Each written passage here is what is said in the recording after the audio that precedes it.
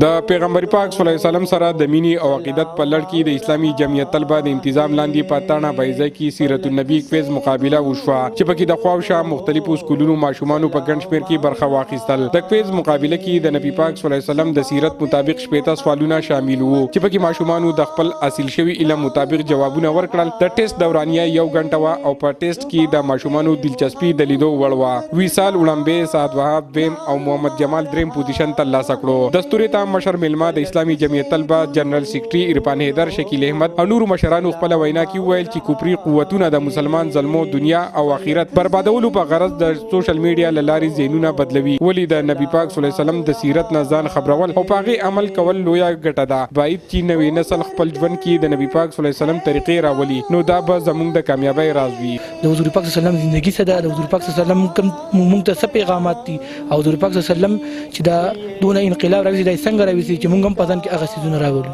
د اسلامي جمعیت طلباء دا مین مقصد دی.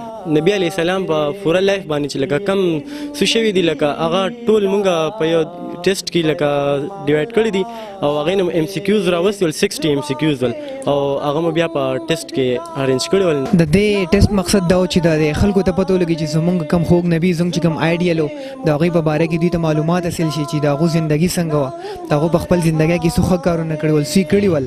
د هغې صرف دا مقصد و چې د خلکو په دې زړونو کې د حضور کریم صلی الله علیه وسلم دا جذبه نور هم بیدار شي. په دې برکتي مقابله کې ماشومانو د امد باری تعالی او نعت شریف لاري میپل نور هم خوندور کړو. د دستوري په اخر کې مشرانو میلمنو په کامیاب طالب علمانو کې ایوارډونه او نقد انعامونه تقسیم کړل. عمران زریاب، خیبر نیوز، تاڼه، مالکند.